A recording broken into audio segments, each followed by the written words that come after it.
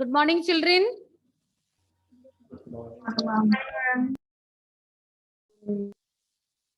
Last class, we started the chapter Human Reproduction, and I told you that today we'll be having an oral test based on chapter 2, Sexual Reproduction in Flowering Plants. So next period, at 2 o'clock, we'll be having an oral test first, and if there is time, we'll be continuing with human reproduction. So even though we just started human reproduction, we'll be having a recap of whatever we covered, and then we'll be proceeding with today's topic. Okay, since you people are busy learning for the oral test, I don't think you have revised this chapter. So let's have a quick recap of this chapter. Chapter 3, Human Reproduction.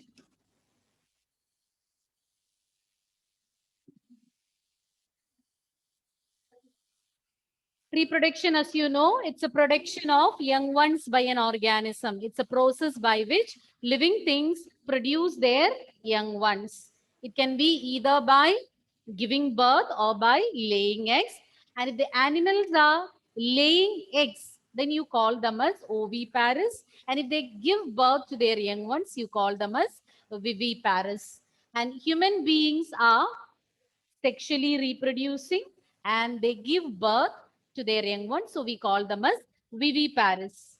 And in human beings, the reproductive phase starts at the onset of puberty. Once you enter your puberty stage, the reproductive phase also begins.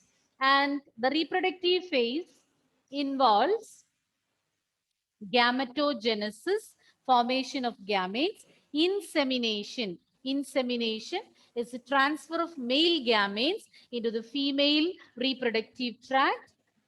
Then fertilization. Once the gametes join together or fuse together, it will result in the formation of a zygote, and you call the processes fertilization. Once fertilization has taken place, you have learned in lower classes where in human beings fertilization is taking place. Where is fertilization taking place? Site of fertilization.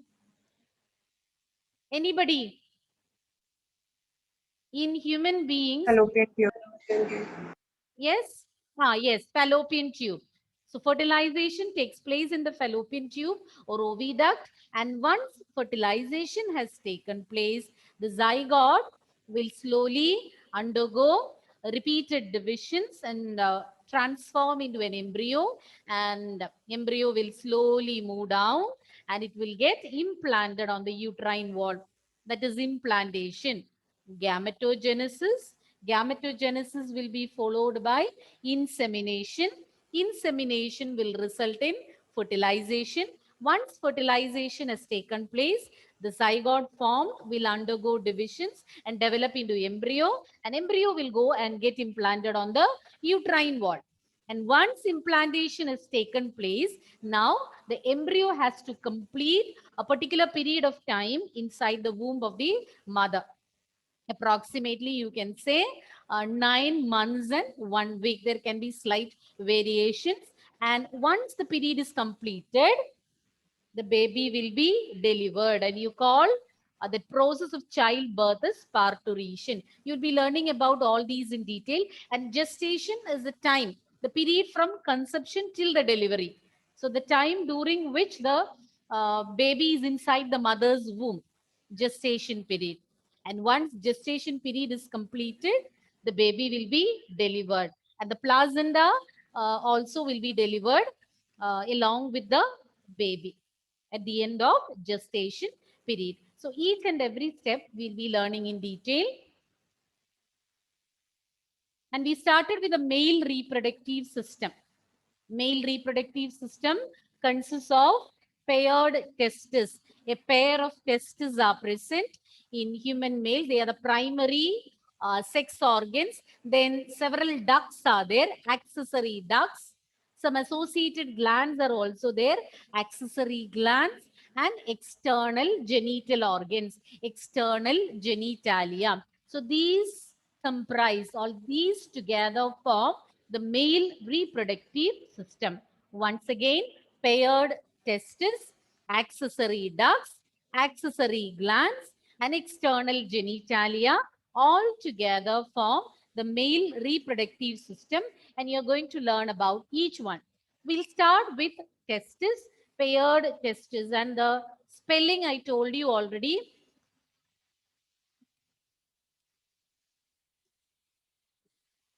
Testis is singular and testis is plural. Okay. Primary sex organs. These are the primary sex organs, and their functions are to produce sperms and hormones like testosterone. They produce sperms or the male gametes, and they produce hormones like testosterone, which play a very important role in the formation of sperms as well as in the development of secondary sexual characters. All these you have learned in class 10. And regarding the location of testes, that also we had discussed last class. Testes, they are located outside the abdominal cavity. So in the beginning, during the embryo formation, actually this testis will be formed in the abdomen, and later from there it will be moved on to a specialized sac outside the abdominal cavity, and you call these sacs a scrotal sac or scrotum. Testis, they are placed outside the abdominal cavity. At the time of formation, it will be in the abdominal cavity. Later, it will be pushed down into a sac known as scrotal sac or scrotum. And the reason for this is inside the abdomen, 37 degrees Celsius, your body temperature is maintained. Whereas in scrotal sac or scrotum, which is present outside the abdominal cavity, the temperature will be 2 or 2.5 degrees Celsius less than your body temperature. So such a low temperature is required for the formation of sperms. If the temperature fluctuates, sperm formation cannot take place. So in your body, such a mechanism is there in order to facilitate the proper formation of sperms. The low temperature, that is 2 and 2.5 degrees Celsius, less than the body temperature, will be maintained in the scrotal sac, and that is meant for the proper functioning of the testis and for the production of sperms.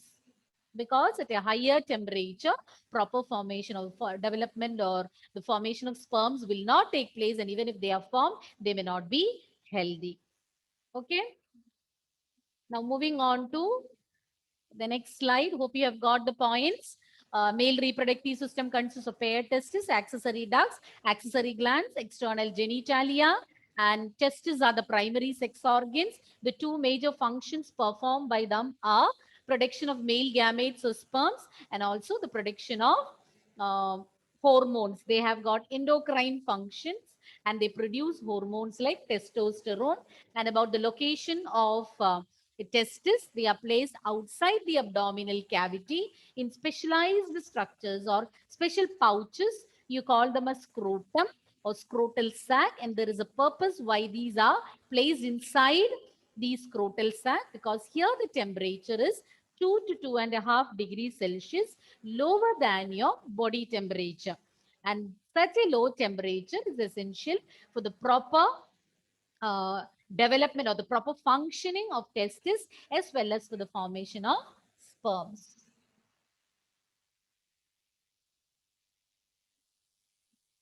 Now, here you can see the longitudinal section of testis.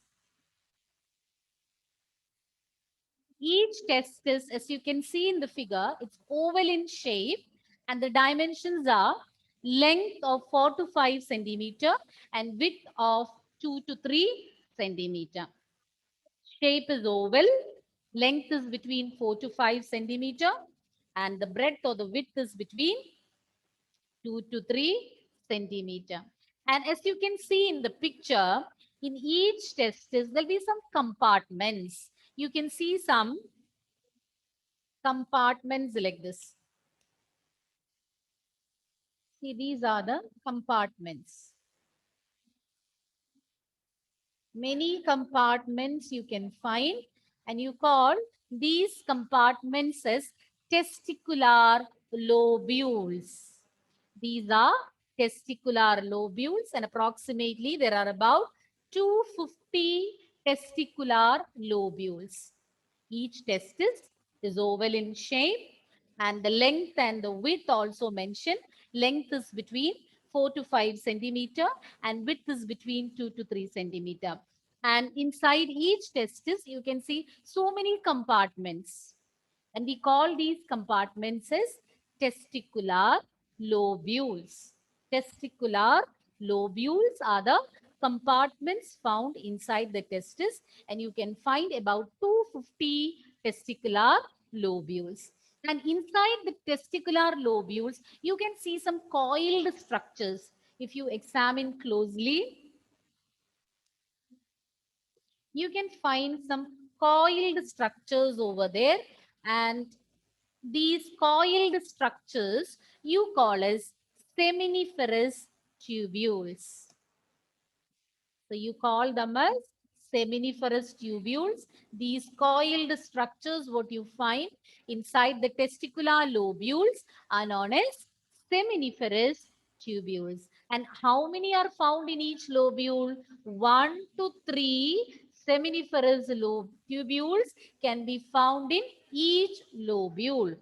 Once again, inside the testis, each testis you can find 250 compartments or 250 testicular lobules.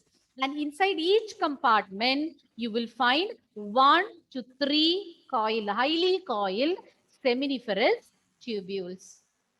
So we learned about testicular lobules and seminiferous tubules. Seminiferous tubules are highly coiled tubules, and where are they found? Inside the testicular lobules. And now coming to seminiferous tubule, it's lined internally. So inner side of this tubule is lined with two types of cells. There are two types of cells which line the seminiferous tubule.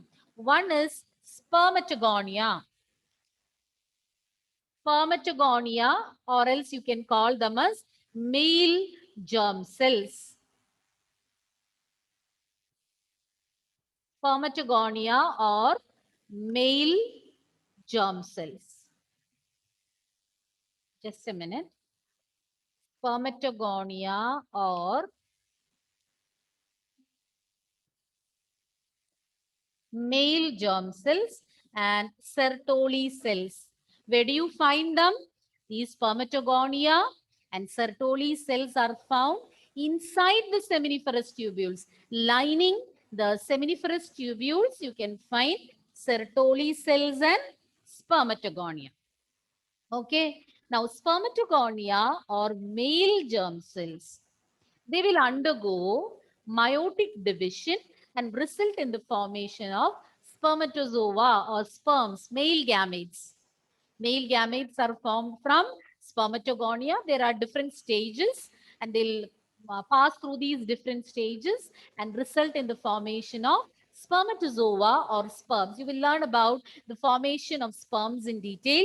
And then there are Sertoli cells. You should not get confused. Whatever names, new names you are learning, you underline it, highlight it, because again, more and more types of cells when you learn, there won't be any confusion. Seminiferous tubules starts with S. Sertoli cells also starts with S. Spermatogonia is also starting with yes. So relate, make your own code so that you won't forget when you learn more and more new terms. Here there is yes, and the two cells that line seminiferous tubules also begin with yes. So where do you find seminiferous tubules? Inside testicular lobules. And where do you find testicular lobules? Inside the testis. How many testicular lobules are there? 250. And inside each you can find 1 to 3 seminiferous tubules. And what is special? What type of cells are lining them? Sertoli cells and spermatogonia. The function of Sertoli cells you will learn. The function of the first one I told, that is spermatogonia or male germ cells, they will undergo reduction divisions or meiotic divisions and result in the formation of sperms or spermatozoa. Both are same. Now, let's see what is the function of Sertoli cells. All these are repeatedly asked. You are going to learn about different cells and their functions. And for 3 marks question, they can ask, give the functions of so and so cells A, B, C. So you should be thorough with all, underline it, make your own codes so that you won't get confused when you learn more and more new terms.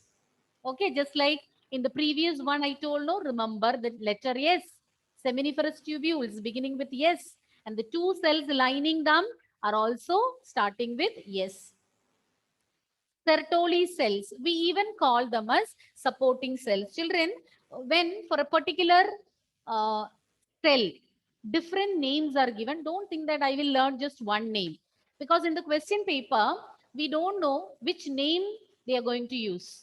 Since it is in the textbook, they can ask what is the function of supporting cells instead of Sertoli cells. So you might be knowing the function of Sertoli cells, but if you don't know the other name of the same, you won't be able to answer the question. So if extra names are given of many names of the same cells or same organ are given, you should be familiar with everything. There is not even a word or a letter which you can skip from your textbook. You should read everything. I'm not asking you to by heart the entire textbook, but you should be familiar with all the lines given in your textbook. I'm repeating it again because now it won't be a tedious task, because on a daily basis when you revise, you can do it very easily. But if you wait till the exam, then it will be a Herculean task. Every time I may not remember to give you reminders, but you should remember it, and daily, on a daily basis, you should read your textbook. Read every line. No selected study is permitted. You have to read each and every line. So Sertoli cells, the other name is supporting cells. And what function do they perform? They give shape and also nourishment, nutrition and shape to the developing spermatogonium. You know that it is spermatogonia which will undergo repeated meiotic divisions and transform into spermatozoa or sperms. And for this, for these spermatogonia, shape as well as the nourishment are provided by who provides? Sertoli cells. Because you will learn about Leydig cells, and then normally you get confused between Leydig cells and Sertoli cells. So be thorough, underline all such statements where there are chances of confusion. You can use a highlighter, sketch pen, whatever you find comfortable, you underline so that it will get registered in your brain. Okay. Sertoli cells, what functions do they perform? Two functions. They will give shape, and at the same time, they provide nourishment to the developing spermatogonia. To what are they developing? These spermatogonia undergo development to form Sperms. sperms, or even you can say it is spermatozoa. So here you can see two pictures. One is the section of testis, and you can see here spermatozoa, spermatogonium. Just a minute.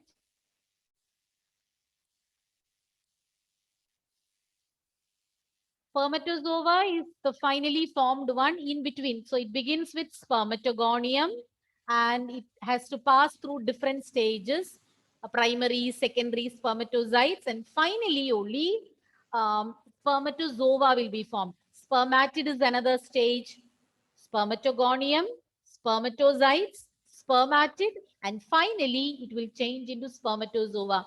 You don't have to worry about the different stages now, because you will be learning under spermatogenesis all the stages in detail. But for the time being, you just understand that spermatogonium are otherwise known as spermatogonia are otherwise known as male germ cells. And these germ cells undergo repeated divisions, meiotic divisions, and they form primary spermatocyte, secondary spermatocyte, then they will change into spermatid, and finally it forms spermatozoa. spermatozoa. Those are the different stages. Okay, you'll be learning about it later. And here you can see a sectional view of seminiferous tubules. A single, the previous one also you saw the same thing, but it was circular in outline. Here a portion, a section of its view is given, seminiferous tubules. And here also you are seeing the same stages. One was circular because they showed the entire cross section, but here you can see just a sectional view. Just see here, spermatogonia, then they form primary spermatocyte, next they form secondary spermatocyte, spermatid, and finally spermatozoa or sperms. What you see are the different stages. So we already learned sperms are formed by the reduction divisions taking place in spermatogonium. So they will undergo divisions and they form different stages. Primary spermatocyte, secondary spermatocyte, spermatid, and finally spermatozoa. Since the figure was given over here, I explained the stages. You will learn about that in detail. Now, the regions outside the seminiferous tubules, you call them as interstitial spaces. So we learned about seminiferous tubules. Where are seminiferous tubules found, Michael? Where are seminiferous tubules found? In the testicular lobules. In the testicular lobules. Each testicular lobule, you can find 1 to 3 seminiferous tubules. And you also learned about the cells inside the seminiferous tubules. But at the same time, in between or the regions outside the seminiferous tubule, we learned 1 to 3 are present. So there is some space in between the seminiferous tubules, and you call these spaces as interstitial spaces. What are interstitial spaces? The spaces in between the seminiferous tubules. So these regions or interstitial spaces are filled with certain cells. So let's see the different cells present in between the seminiferous tubules. Small blood vessels, then interstitial cells. The other name for interstitial cells, Leydig cells. Both names you should know. Supporting cells, the other name, Sertoli cells. Similarly, you should know the other name of Leydig cells also. Leydig cells, otherwise known as interstitial cells, and immunologically competent cells. Immunologically competent cells means the cells which provide immunity, like white lymphocytes, then macrophages. You don't have to learn about the names. Those cells which are responsible for providing immunity, lymphocytes, macrophages, mast cells. So no need to learn about those cells, but now you should know that some immunologically competent cells are also present in the interstitial spaces. So we'll repeat the points once again. Just a minute. So we learned about Sertoli cells. Sertoli cells functions giving shape and nourishment to the developing spermatogonia. And you understood how are they developing or what are the different developmental stages.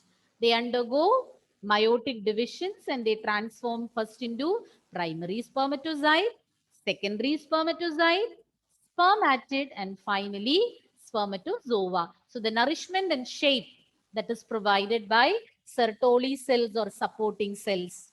And I showed you the figure. Then the regions outside. So far we were discussing about the cells present inside the seminiferous tubules. But there are some spaces in between the seminiferous tubules. And what do you call them, Sania? The space in between the seminiferous tubules. Interstitial spaces. And there are different types of cells scattered in the interstitial spaces. To begin with, interstitial cells. The other name, Leydig cells. Then some minute blood vessels are present, and immunologically competent cells are also found in the interstitial spaces. Now, next is about the function of Leydig cells. Leydig cells, they secrete hormones. They have endocrine functions. They secrete androgens. Androgen, it's not a single hormone. It's a group of hormones produced by the testis, testicular hormones, and commonly you call them as androgens. And it's a Leydig cell which is concerned with the production of these hormones or androgens. Okay. So we learned so many terms. You should not get confused. Testicular lobules, seminiferous tubules, Sertoli cells, Leydig cells. Any doubt? Any doubt? Any point to be repeated?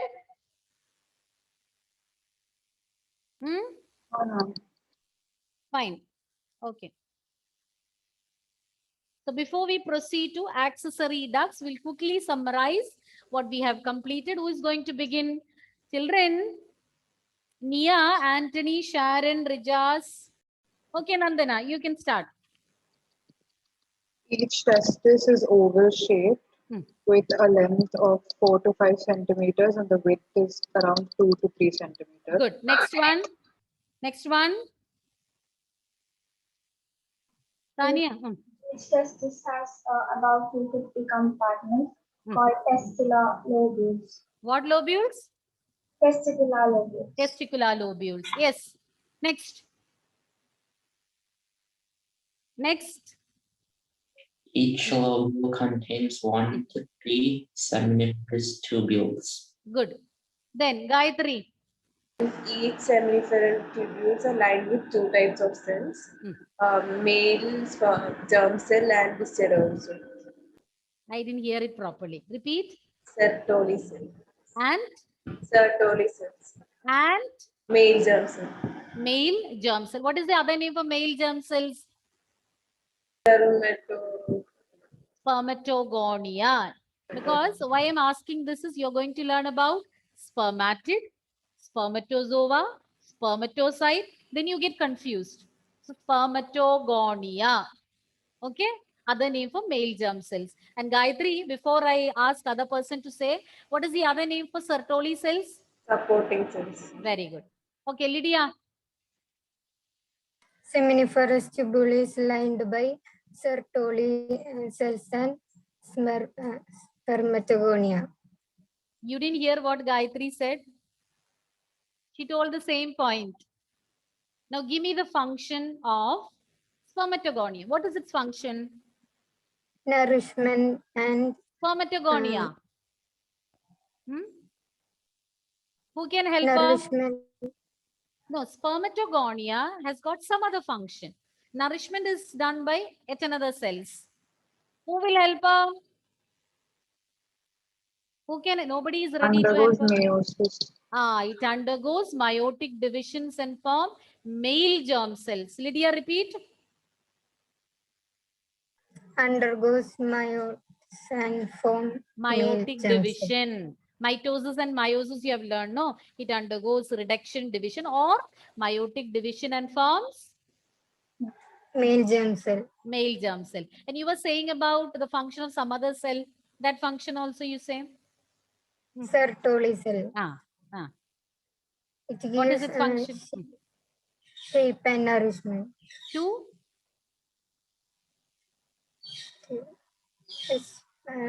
Spermatogonia. It gives shape and nourishment to developing spermatogonia. Okay, Anthony, continue.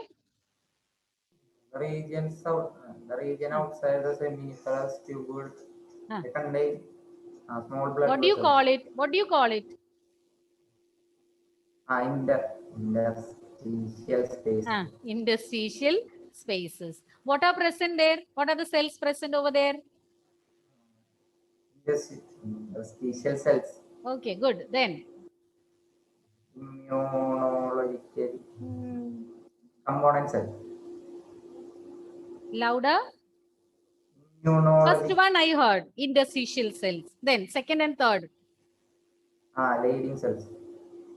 That is the other name for interstitial cells. You said the first one, interstitial cells or Leydig cells. Only one now. Two more are there. Small blood vessels. Okay, small blood vessels. Third one, Immunologically components. competent cells. Okay. Immunologically competent cells.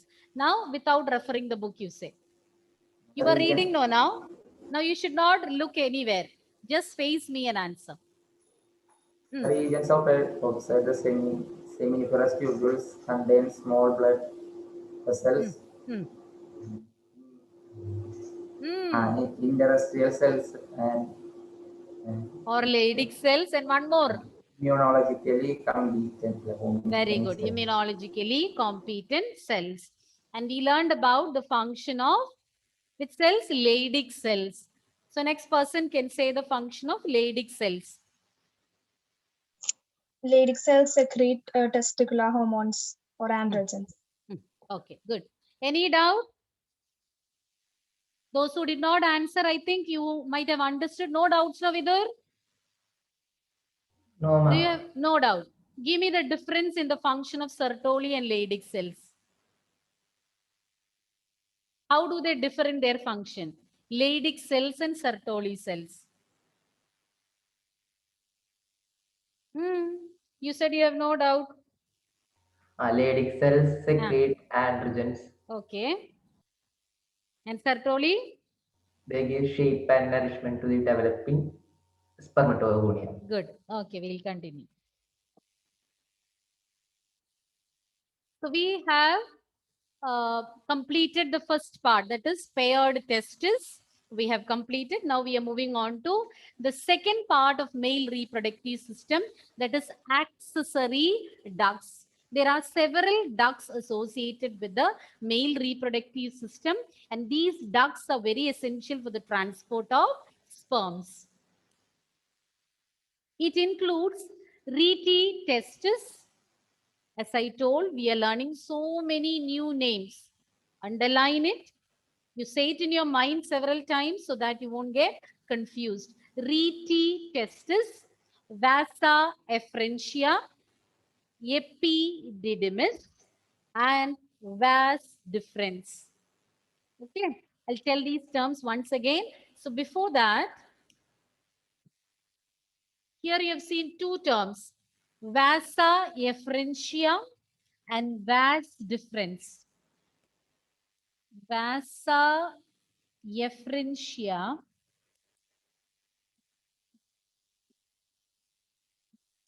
and vas efferens. Similarly,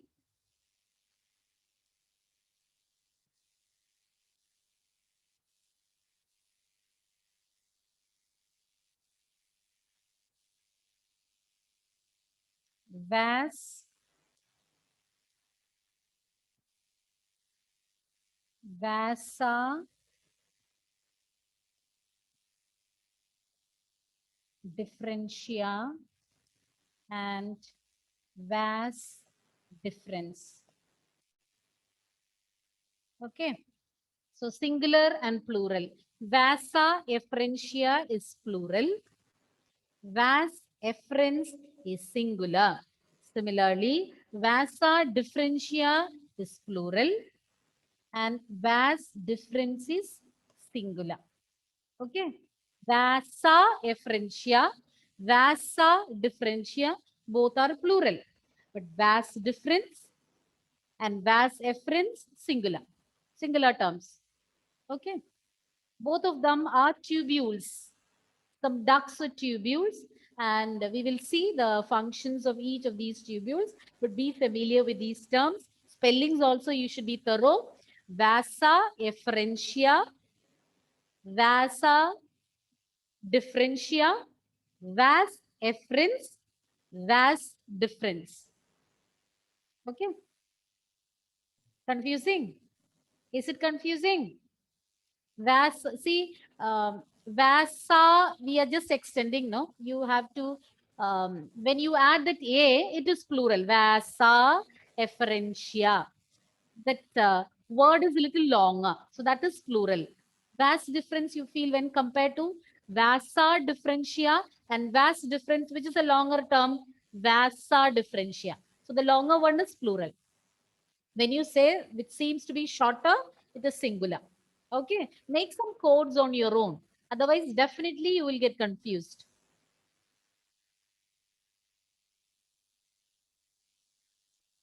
Shall I continue? So accessory ducts include rete testis, vasa efferentia, epididymis, vas difference. Now you might be thinking, why vasa efferentia? It is plural, and why vas difference is given in singular form? Because when you take a single testis, in each testis or each testis is associated with several vasa efferentia, but single vas difference. With respect to a single testis, several vasa efferentia, 50 to 20 vasa efferentia are present associated with each testis, but only one vas difference. Altogether, a human being or a human male is having two vasa differentia, one on right side and one on left side, associated with each of these testes. Did I confuse you? I'll repeat once again. We were discussing about the different accessory ducts. We completed the first part, that is paired testes. So in the beginning, we learned that male reproductive system consists of paired testes, accessory ducts, accessory glands, and external genitalia. 4 parts we said. We completed the first one, that is paired testis. And now we have started with the second one, that is accessory ducts. Ducts means tubules. There are several tubes or ducts associated with the male reproductive system. So main ones, rete testis, okay, epididymis, that you learn together, rete testis, epididymis. Then you can learn the rest two together, vasa efferentia and vas difference. Vasa efferentia is plural because associated with each testis several such tubules are there. That is why it is given as vasa efferentia. But associated with each testis only one vas difference. So it is given in singular form. You have any doubt now? Anybody? Did you understand why it is given in two ways? One in singular and one in plural form? Yes or no? Yes, ma'am. Yes. Whether you have understood or not understood, do respond. Only then I will understand, no? First of all, I'm not seeing your face always. Rijas, have you understood, Rijas? Yes, ma'am. Ma'am, Oh, can yes. you explain why it's mass difference and mass difference? You want me to explain what is vasa efferentia and vas difference? No, ma'am, why is it one is plural and one singular? See, associated, we are, when we explain about the ducts associated with a single testis. Okay, here you can see, just a minute.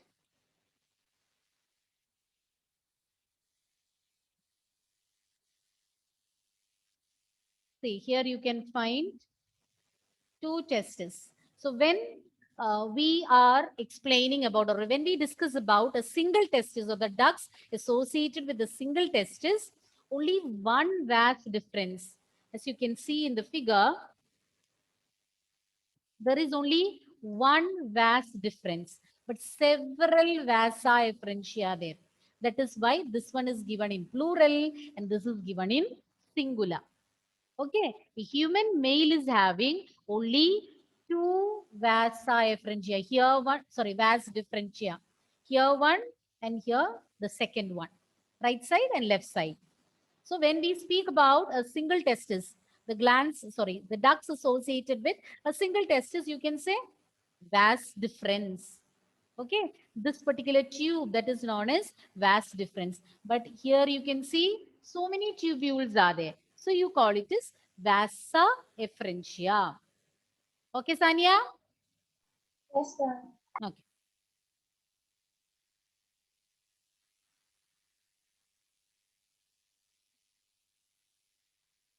So which are the different accessory ducts? Rete testis, vasa efferentia. Anthony, Anna, Naureen, Lydia. It will be better in between if you can see where my video is displayed. On the side of the screen, I can see everyone's video. I've told you this before. Punya, Meenakshi, Lydia. Okay. So rete testis, vasa efferentia, epididymis, and vas deferens. And what functions do they perform? All these ducts, the accessory ducts, together, they perform the function of transporting the sperms. From where? From where? Where it is being produced? Where are the sperms produced, children? Where are the sperms produced?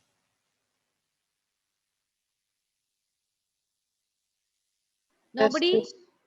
Why so much time you're taking? You know, it's inside the testis that sperms are produced. That is why in the beginning I told you, testis, they are placed in the scrotal sac to facilitate or to provide the best temperature for the formation of sperms. So it is in the testis that the sperms are being produced. And once the sperms are produced in the testis, it should be transported outside and it takes place through urethra. Urethra you have already learned as the outlet for the urine being, once the urine is produced, urine goes out through the urethra. But in human males, urethra is a common opening for the release of sperms as well as urine. So the sperms which are produced inside the testis should be released outside through the urethra. So from the testis, if it has to reach the urethra, it should be transported. And for transporting, for the transportation of these sperms, all these ducts work together. So we learned about different ducts like rete testis, epididymis, vas deferens, vasa efferentia. All these ducts will together help in transporting the sperms from the testis to the urethra and from there to be released outside, to be released outside. This much is clear? The duct's name, any confusion? Vas deferens, but vasa efferentia. Now, here you can see the which duct is coming first, vasa efferentia or vas deferens. Vasa efferentia is coming first. Okay, then you can find vas deferens. So you should not, when you label, if you're asked to draw and label also, you should not interchange it. So E is coming first and then D. Okay. Remember ED, or somehow you can remember E first and then comes D. ED. You write somewhere and circle it. Seems to be very silly, but that will be very helpful for you to recollect. Otherwise, after learning, now you might remember. When we proceed to the next chapter, whatever you learned in the previous chapter, you will forget. Rete testis, vasa efferentia, epididymis, vas deferens. And together, they help in the transportation of sperms from the testis to outside through urethra. And they conduct the sperms from testis as follows. Now, the pathway of these sperms you're going to learn in the form of a flow chart you will learn. Already you know that all these ducts, rete testis, epididymis, vas deferens, vasa efferentia, together they will help in transporting sperms from the testis where they are formed to outside through urethra. And how these sperms are getting transported, you're going to learn the pathway. So listen carefully. Seminiferous tubules, you know that inside the testis, seminiferous tubules are there, and there the sperms will be produced. Okay. Let me take a different color pen. So from the seminiferous tubules, the duct will be opening into the rete testis. You can see here, these are the seminiferous tubules. Just a minute, I'll take a different color pen.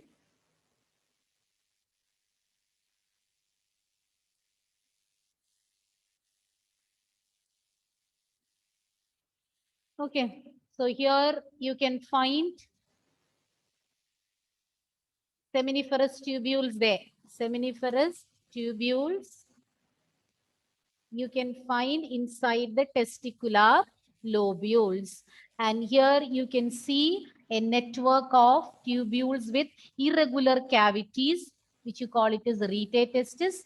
These will lead into vasa efferentia, and they unite and form epididymis. And then you can see it will first come down and then ascend, or it moves upwards and form vas deferens. Then they are coming down and they join with the duct from seminal vesicle and prostate gland. So this one is seminal vesicle, this is prostate gland, and this vas deferens from either side will unite and they will join with the ducts of seminal vesicle and prostate gland, and they merge with the urethra, and through the urethra the sperms will be released outside. So I'll repeat it once again with the help of the flow chart. From the seminiferous tubules, it will open into rete testis. Rete testis is also consisting of tubules with irregular cavities. They lead into vasa efferentia. Several fine tubules, 15 to 20 fine tubules are present in each testis, and they unite and form epididymis. And in the epididymis, the sperms will be temporarily stored. So here the sperms can get temporarily stored, and then this will form vas deferens. So first it will be coming down, then it will ascend. Ascent means to go upwards. It will ascend to the abdominal region. It will ascend to the abdomen, and then they will be looping over the urinary bladder. This one is the urinary. This is the urinary bladder. They ascend to the abdomen. They loop over the loop over the urinary bladder, and then they join with the ducts of seminal vesicle and prostate gland. Last year, in class 10, not last year, in class 10, you have learned about prostate gland and seminal vesicle. Their functions you have learned. Anybody is remembering the functions of prostate gland and seminal vesicle? Anna? Anna? What function do they perform? Not remembering? No, ma'am. Anybody is remembering? Repeatedly. Helps in motility.